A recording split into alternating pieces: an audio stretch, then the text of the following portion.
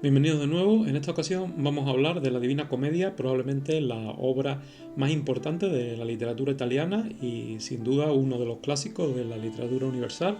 Lo he leído en esta versión bilingüe de Penguin, de bolsillo, dividida en tres tomos, edición de Jorge Jimeno. Cada uno de los tomos corresponde a una de las partes principales o cánticas de la Divina Comedia, que son el infierno, el paraíso y el... Perdón, para decirlo en orden correcto, sería el infierno, el purgatorio y el paraíso. Como se puede ver, una edición bastante bonita a pesar de ser de bolsillo. Esta es, este es el infierno, el purgatorio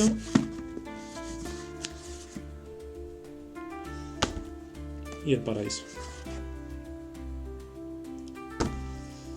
Esta edición bilingüe ha sido la principal, aquella con la que me he leído la obra, pero he usado también otras ediciones, bueno, he usado bastante poco, pero las he usado, que son estas dos, una de ellas en una edición italiana, que la compré porque se notaba que tenía bastante aparato de notas, y también tengo esta edición, una traducción un poco más antigua del Conde de Cheste, de la Divina Comedia. La traducción a castellano, esta versión no es bilingüe, y esta es bastante más antigua. Esta es de cuando tenía intención de leérmelo en castellano. Finalmente me decidí a leerlo en lengua original, por eso me compré esta versión. Pensé, posiblemente me serviría para irla compaginando con esta otra versión original y traducción, pero me di cuenta de que iba a ser muy incómodo estar usando los dos libros a la vez, con lo que finalmente pues conseguí esta versión, que la verdad es francamente buena y ya digo, además bastante bonita. Antes de meterme en faena, creo que es conveniente dar alguna información sobre el autor de esta obra, Dante Alighieri, que es uno de los fundadores, o quizá el más importante fundador de la lengua italiana tal como la conocemos hoy día. El dialecto que se considera estándar es el suyo, el toscano, concretamente el de la ciudad de Florencia, y entre otras cosas, el dialecto es el dialecto estándar porque fue el dialecto literario más importante, entre otras cosas, precisamente debido a esta obra. Ya he hablado recientemente en otro vídeo sobre otra obra anterior suya, que es La Vida Nueva, que es también otra de las primeras obras, esta anterior a la Divina Comedia. Es una obra que es una mezcla de prosa y poesía. Realmente es una recopilación de poemas basados en el concepto del amor cortés, que están enmarcados en una serie por una especie de comentario en prosa. Creo que es interesante leer La Vida Nueva antes de leer la Divina Comedia, no es imprescindible, por supuesto. Basta con tener una idea de cuál es su contenido, porque da una serie de pautas, de contexto, para elementos que luego en la Divina Comedia son bastante importantes, como la propia figura de Beatriz, que es el ideal del amor para Dante. Es una mujer a la que bueno, él conoce cuando los dos son niños. Se conocen, según él explica aquí, se conocen a los 9 años, y él queda prendado de ella y se vuelven a encontrar a los 18, y bueno, ocurre una serie de encuentros donde Dante cada vez más la ve, como ya digo, como el ideal del amor, y finalmente ella muere joven, y Dante la considera como una especie de ideal platónico, ya digo, del amor. Bueno, por supuesto, Dante estaba casado con otra mujer, etcétera. O sea, que esto realmente no se sabe incluso ni si Beatriz es una persona realmente existente o si es un ideal que él se inventó, a lo mejor basándose en un personaje real, pero a lo mejor exagerándolo un poco. No se sabe con exactitud. Se cree que hay un personaje histórico que fue Beatrice, en italiano. Como digo, Beatriz murió bastante antes de que Dante escribiera la Divina Comedia, pero como se verá, es importante saber quién era Beatriz, si no pierde mucho sentido muchas de las cosas que se cuentan en la Divina Comedia, Y bueno, además lo principal que ocurre es que de Beatriz se está hablando casi desde el principio, y aunque para eso está, por supuesto, la introducción, las notas, etcétera, etcétera, si uno sabe de antemano quién es Beatriz, porque la ha leído en este libro, pues es a lo mejor bastante más impactante o más pertinente lo que se cuenta en la Divina Comedia. Yo creo que es interesante leerlo, por lo menos conocer el contenido. Otro elemento que es interesante conocer como contexto de muchas cosas que se cuentan en la Divina Comedia es que Dante se vio envuelto en una disputa entre dos facciones, los güelfos y los gibelinos. Los güelfos defendían a la figura del Papa y los gibelinos eran defensores del emperador del Sacro Imperio Romano Germánico. Una disputa política con tintes religiosos, por supuesto, al intervenir el papado también. En realidad lo que se estaban disputando era el poder sobre Italia, y Dante pertenecía a la facción de los güelfos, los defensores del Papa, y en su momento, pues los güelfos tomaron el control de Florencia, la ciudad natal de Dante, donde él vivía, y Dante participó en el gobierno de la ciudad, pero llegó un momento que hubo una división entre los güelfos. O sea, ya no es que hubiera una enemistad entre güelfos y gibelinos con guerras y demás que las hubo, sino que es que incluso cuando los güelfos tomaron el poder, incluso dentro de ellos mismos había también divisiones, y hubo una división entre los llamados güelfos blancos, entre los que estaba Dante, y los güelfos negros. Y finalmente los güelfos negros tomaron el poder y condenaron a Dante al exilio y a pagar una multa. Y cuando Dante no compareció a pagar la multa, lo condenaron a morir en la hoguera. Y bueno, con lo cual, evidentemente Dante se quitó de en medio, no pudieron capturarlo, pero ya debido a eso, a esa condena de muerte que pendía sobre su cabeza, pues ya no tuvo ocasión de volver nunca a Florencia.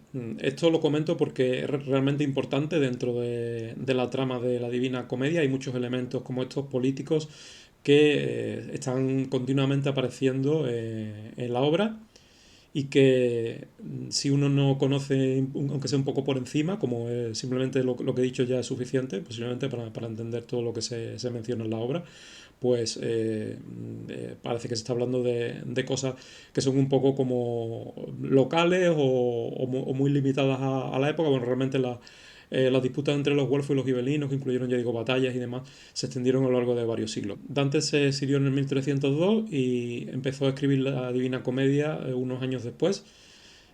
Posiblemente la obra se publicó en torno a 1321, que también más o menos se cree que coincide con el año de la muerte de Dante. Pasando a la obra propiamente dicha, la Divina Comedia es un relato en primera persona de Dante. Dante mismo es el protagonista de un viaje al infierno, al purgatorio y al paraíso, a los tres reinos de ultratumba de la escatología cristiana. Cuando digo escatología, esto resulta un poco curioso en español, porque escatología tiene dos sentidos totalmente distintos en español, por la transcripción de las palabras griegas. En este sentido, lo que estoy hablando es de los reinos del más allá, como digo, del cielo, del purgatorio y del infierno. Originalmente Dante a la obra la llamó simplemente commedia, que es comedia en el italiano de la época. Pero en un tiempo después se le empezó a llamar la Divina Comedia. Divina en dos sentidos. Divina en el sentido de la temática de la que trata, por supuesto, ya digo, un viaje a los reinos del más allá, algo tiene relación con lo religioso, etcétera. De ahí lo de divino por un lado, y por otro lado también divino como en referencia a la calidad de la obra, que también muy pronto se le empezó a considerar una obra magna de la literatura. ¿Por qué Dante la llamó comedia cuando esto no parece que sea una comedia tal como nosotros la entendemos? Es decir, no es algo humorístico.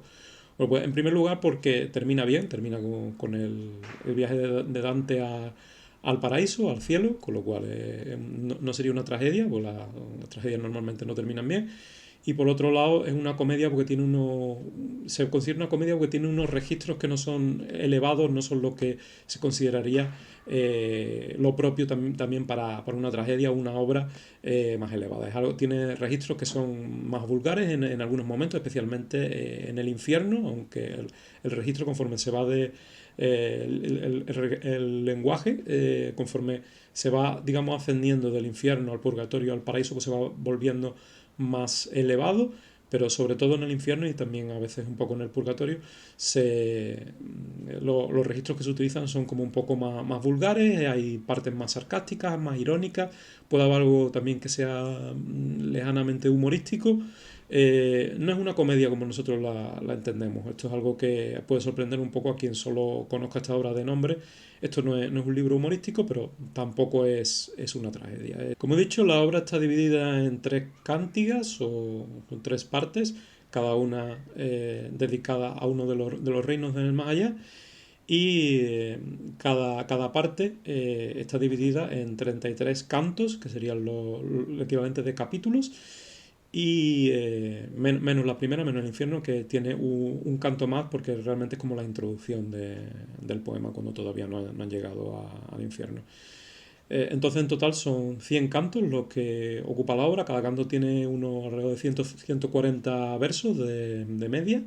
Eh, es un poema escrito en tercetos. El viaje, tal como lo relata Dante, sucede durante la Semana Santa del año 1300, una fecha bastante redonda, y el hecho de situarlo en esta fecha le permite predecir el futuro, ya que, como digo, Dante se exilió en el 1302 y unos años después fue cuando empezó a escribir el poema. Con lo cual, al contar el viaje como acaecido en el año 1300, puede contar cosas que sucedieron después. Las almas con las que se va encontrando ven el futuro y le cuentan, entre otras cosas, le adelantan que él se va a exiliar. Y esto es algo que se utiliza bastante en la obra. Dante es muy preciso en cuestiones temporales, se nota que sabe bastante de astronomía, da unas indicaciones temporales muy exactas que permiten situar prácticamente cada momento de la acción en una hora determinada de un día determinado.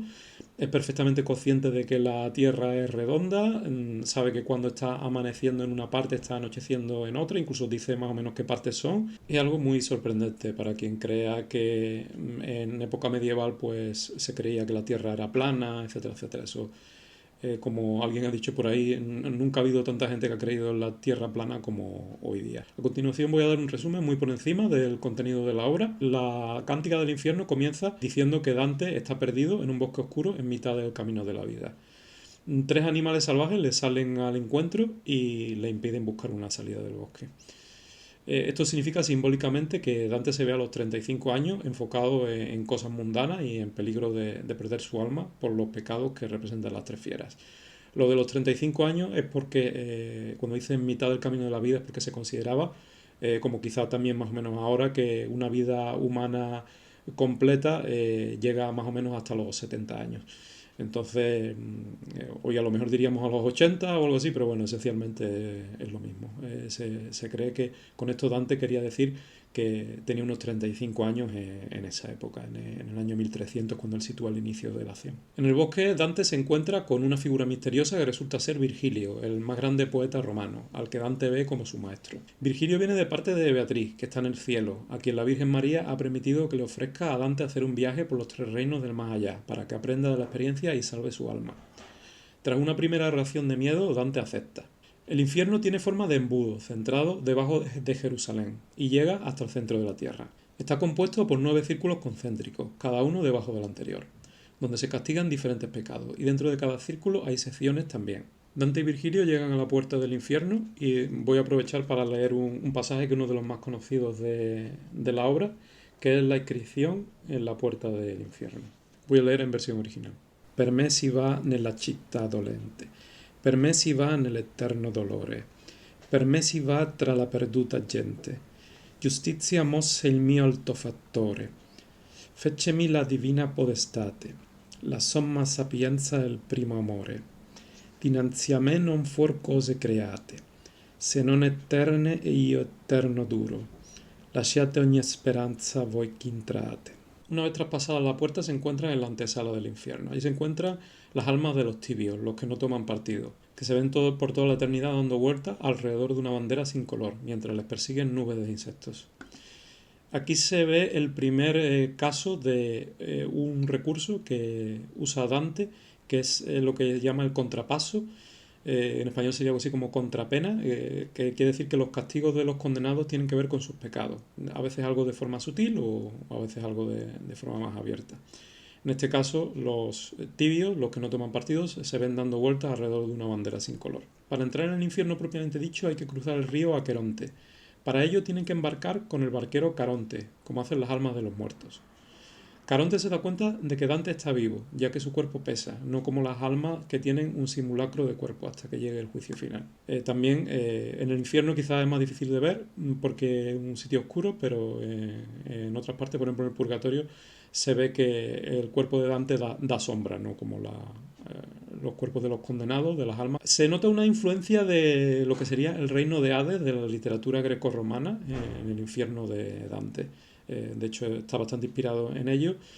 Virgilio escribió también un descenso a los infiernos, el reino de Hades, el reino de los muertos de greco-romano. El primer círculo del infierno es el limbo, donde se encuentran las almas de los justos no bautizados, incluido el propio Virgilio, y donde estaban los justos del Antiguo Testamento, hasta que Cristo los recogió después de su resurrección. Dante se encuentra con Homero y otros poetas de la antigüedad, con quienes conversa y también ve a otras figuras célebres, por ejemplo César y Aristóteles. En el limbo no hay castigos abiertos, pero sí sufrimiento espiritual por la separación de Dios por toda la eternidad. Lo que caracteriza al limbo son los suspiros, en lugar de los gritos y gemidos del resto del infierno. En el segundo círculo comienza lo que entendemos realmente por infierno. Son recibidos por Minos, otra figura de la mitología griega, que hace de juez de los condenados y los envía a la parte del infierno que les corresponde a cada uno. En este segundo círculo sufren su castigo los lujuriosos, que en la oscuridad se ven sometidos a una tempestad eterna que hace referencia a la tormenta de pasiones durante su vida. Dante a veces habla con algunos de los condenados, pero Virgilio casi siempre les polea para que no se detenga. En el tercer círculo están los glotones, torturados por Cerbero, que los hace pedazos. Otro elemento del Hades griego que desde el punto de vista cristiano es un demonio. No solo en los seres infernales se nota la influencia grecorromana, sino que parece que Dante o la cultura medieval en general ha asumido la religión griega como una prefiguración de la cristiana.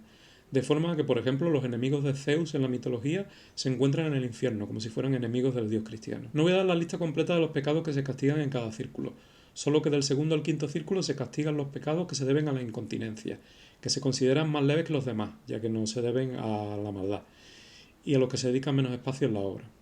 Dentro de los límites del sexto círculo está la ciudad infernal de Dite, rodeada por la laguna Estigia, que incluye los círculos restantes donde se castigan los pecados más graves. El octavo círculo especialmente tiene un montón de subdivisiones y ocupa por sí solo cerca de la mitad de los cantos del infierno. Más de una vez los demonios intentan impedir el paso a Dante, ya que ven que está vivo y esto crea situaciones de tensión donde incluso Virgilio no las tiene todas consigo y tiene que pedir ayuda de arriba, entre comillas, en alguna ocasión. Por ejemplo, para que los demonios les abran las puertas de la muralla de Dite.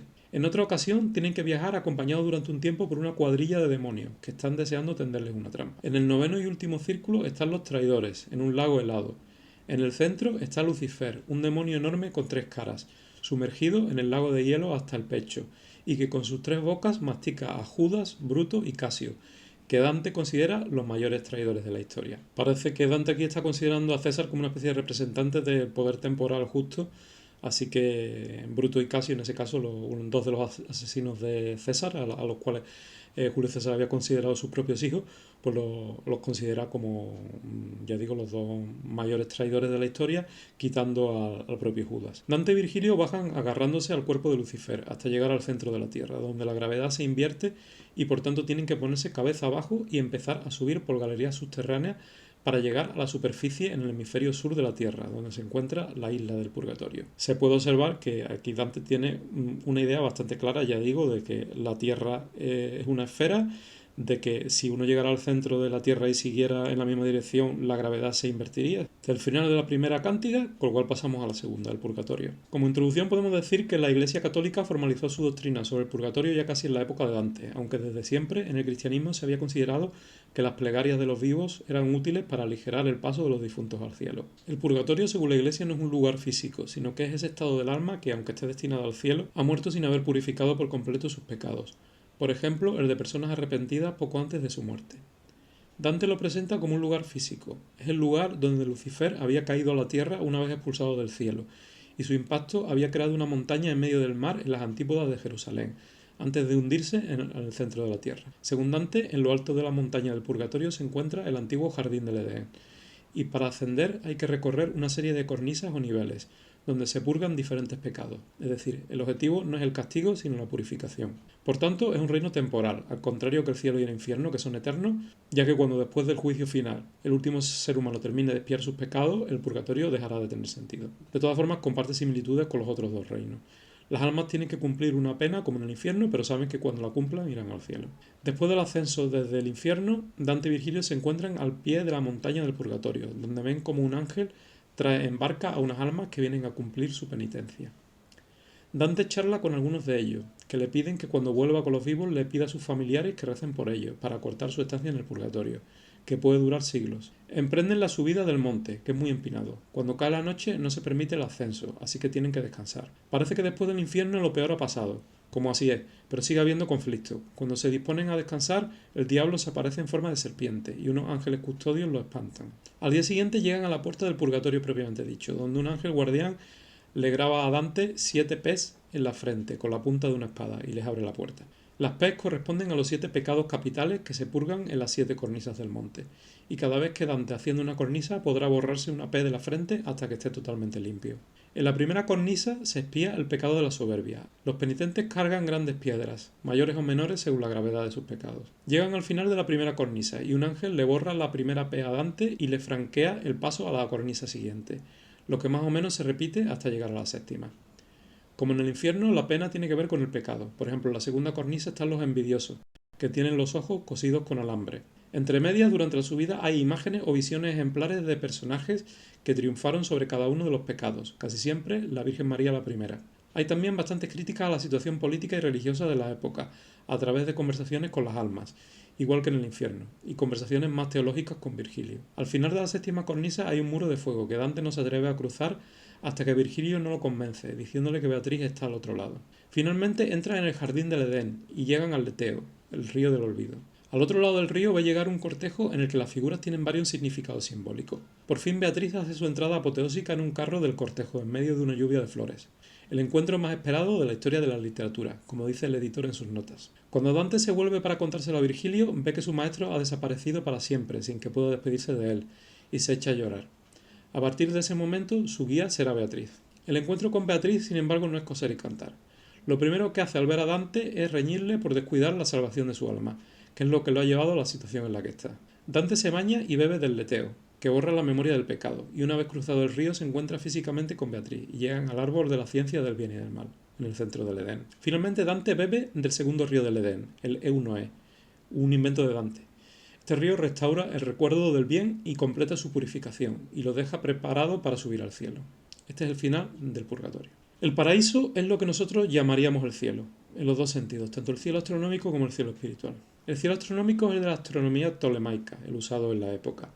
La Tierra está en el centro del universo, encerrada en una serie de esferas concéntricas que contienen a la Luna, el Sol, cada uno de los planetas conocidos en la época, las estrellas fijas y la esfera exterior que mueve a todas las demás, el primer móvil. Estos son los 9 cielos materiales. Más allá está el empíreo, que es el cielo espiritual propiamente dicho, más allá del espacio y del tiempo. Al principio del paraíso, Dante y Beatriz empiezan a ascender a los cielos y llegan al primero, el de la luna.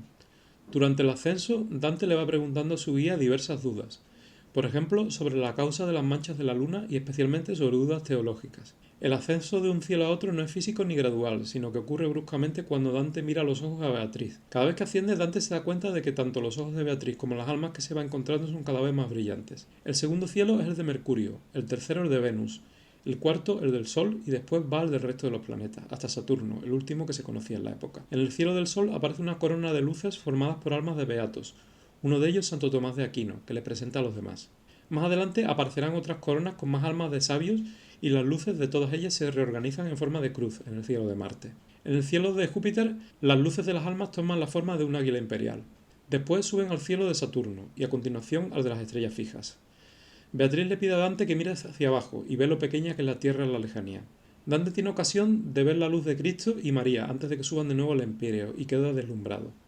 Los apóstoles hablan con él y le someten a una especie de examen teológico y también habla con Adán. Tras subir al primer móvil, la esfera que mueve a todas las demás, Dante ve a Dios, que es un punto de luz cegadora rodeado por 9 ruedas concéntricas de fuego que son las jerarquías de los ángeles. Finalmente suben al empíreo, Dante bebe de un río de luz y empieza a distinguir la Rosa Mística, que es un anfiteatro donde tienen su sitio los beatos. Cuando se vuelve a Beatriz, ve que ya no está con él y que ha pasado a ocupar su lugar en la Rosa, sin despedida como pasó con Virgilio. Su nuevo guía, ya por poco tiempo, será el místico San Bernardo de Claraval. Bernardo le pide que mire a María en lo alto de la Rosa y también ve a otras grandes figuras como Eva, Moisés y Juan el Bautista. En una división por debajo están los niños inocentes, muertos antes de tener uso de razón. San Bernardo le pide a Dante que rece a María y a ella que interceda por él para culminar su viaje. Dante ve la luz divina y esta vez ya no queda deslumbrado. Ve 3 círculos, la Trinidad, el segundo de ellos con rostro humano, pero no entiende cómo se inserta en lo divino. Por último llega a un clímax místico donde comprende más allá de la razón. Y así termina la obra. Como se podrá deducir por lo que he contado, resulta imposible leer la Divina Comedia sin una edición anotada, como es el caso. Bueno, realmente yo creo que prácticamente todas las ediciones tienen un buen aparato de notas, porque si no es que la lectura para un lector moderno se vuelve prácticamente imposible. Pues son muchas las referencias a personajes, a cuestiones históricas y el propio argumento, al estar contado de forma poética en verso, pues hay cosas que no están nada claras y que requieren una explicación. Hablando ya de elementos un poco más especializados, literarios, la forma poética de la obra son tercetos encadenados, son endecasílabos, o sea, versos de 11 sílabas con rima consonante. Es una estrofa que permite una gran continuidad, facilita la lectura de corrido de cada uno de los cantos de la obra. Ya digo, los cantos son como capítulos de cada parte de la obra. Esta forma poética fue inventada por Dante, se cree, incluso en esta misma obra, en la Divina Comedia, se usa por primera vez que se sepa. Paso a comentar la edición que realmente me he leído, que es la de Jorge Jimeno, una edición muy buena, como digo, de Penguin. Edición bilingüe, casi todos los aspectos la veo bastante bien. Se nota que Jorge Jimeno está bastante capacitado para hacer esta edición. Se nota que conoce a fondo al autor, a la obra. Se nota que tiene una gran experiencia como poeta también. Se ve que ha publicado bastantes libros de poesía.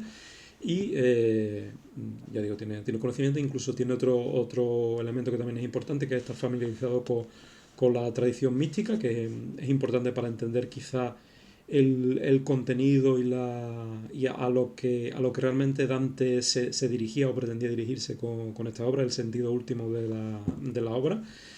Si tengo que buscarle algún defecto, diría que, como ocurre, que no es específico de esta obra, ocurre muy a menudo con las obras clásicas.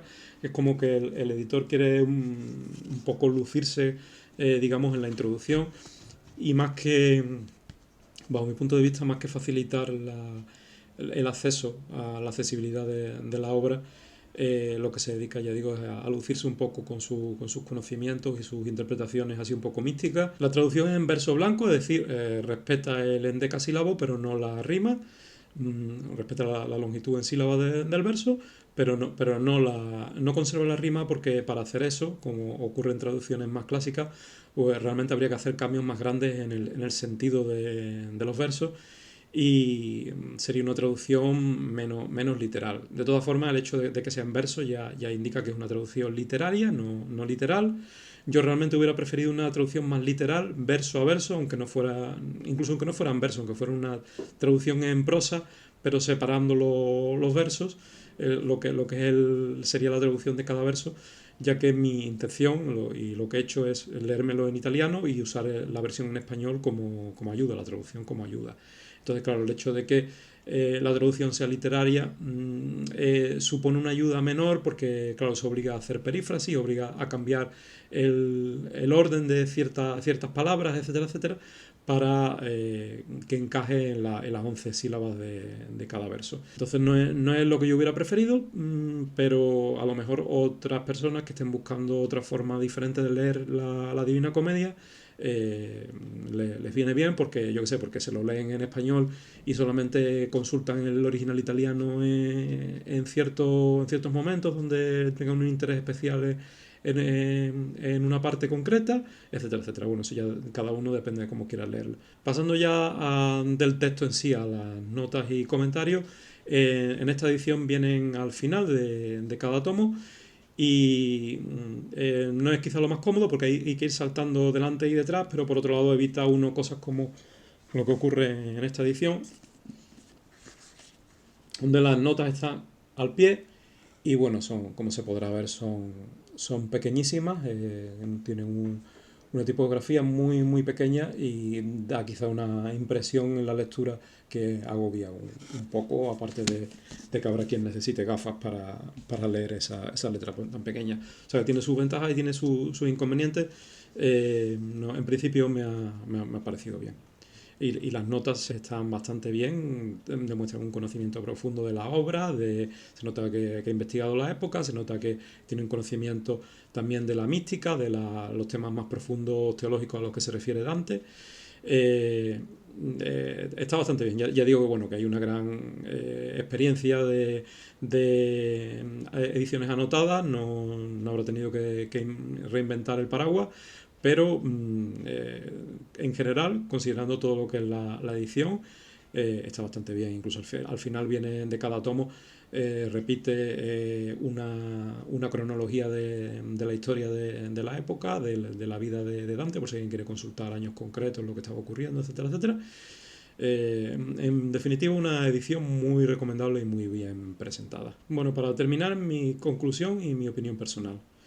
Bueno, está claro que esto es una de las grandes obras de la literatura, como he dicho al principio. Realmente a lo mejor hay las obras que tengan un prestigio literario y una importancia literaria como estas, pues a lo mejor se pueden contar con los dedos de una mano, por lo menos lo que se refiere a literatura occidental de todos los tiempos. Además, dentro de la literatura italiana, esto sería como si juntáramos el Quijote y el Mio Cid al mismo tiempo. O sea, no es solamente que sería la obra más importante probablemente de la literatura italiana, sino que además es casi una de las primeras obras en sí, ya que Dante fue el fundador prácticamente junto con otros poetas, algunos de ellos amigos suyos, fueron los fundadores de lo que es la literatura italiana. O sea, que no solo es que sea la obra más importante de la literatura italiana, sino que es además una de las primeras importantes. O sea, que sería no solo el Quijote, sino algo más que el Quijote, porque el Quijote, si le preguntamos a cualquier hablante en lengua castellana, pues posiblemente dirá que es la obra literaria cumbre del español, pero no podrá decir que es la primera obra importante en literatura española, cosa que sí se puede decir de la Divina Comedia en italiano. Por tanto, cuando Dante en el limbo, en el primer círculo del infierno, llega al grupo de los poetas greco-romanos, se habla de tú a tú con Homero y va guiado por Virgilio, que es su maestro, etc. Uno lo lee y puede decir vaya alto concepto de sí mismo o vaya presunción, vaya soberbia que tenía Dante, ¿no? Directamente de ponerse al lado de todos estos personajes, ¿no?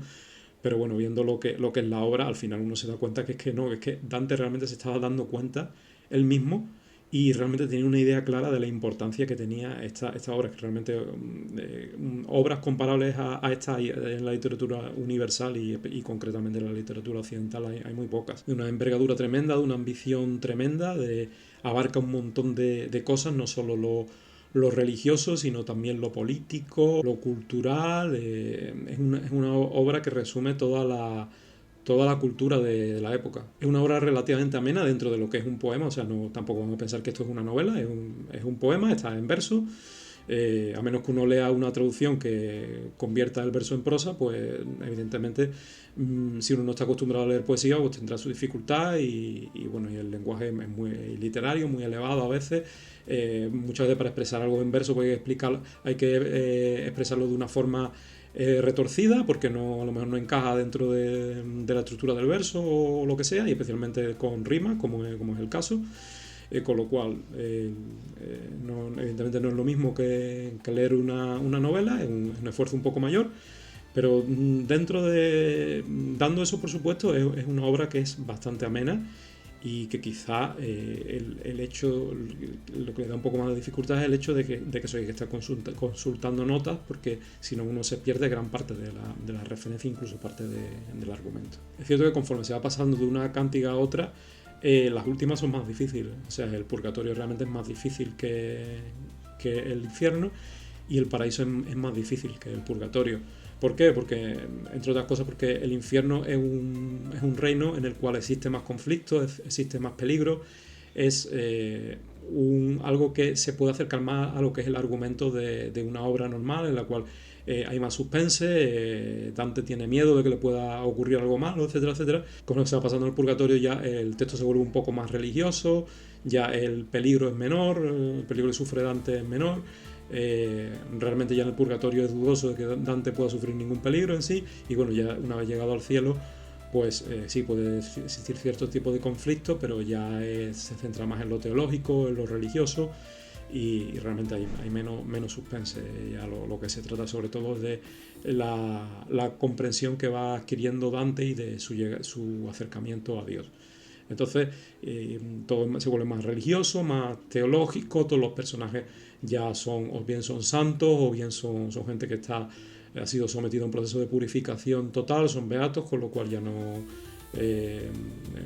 hay conflicto. Es cierto que sí hay críticas a la situación de política, etcétera, etcétera, pero no es como en el infierno, que se acercaría más a lo que sería una obra normal, una novela, etcétera, etcétera. Es una obra que también dejará imágenes impactantes en la mente del lector, cosas que no son fácilmente olvidables, y no solo me refiero a los castigos del infierno, sino en general algunas de las imágenes que se mencionan son muy impresionantes, como también se puede ver por la representación clásica que he usado en el vídeo, de las imágenes de Doré, de Gustave Doré, que son las imágenes que ha sido clásicamente desde que se publicaron, han sido las que han, digamos, capturado la imaginación de los lectores de la Divina Comedia a partir de ese momento. En fin, esto es todo. Muchas gracias.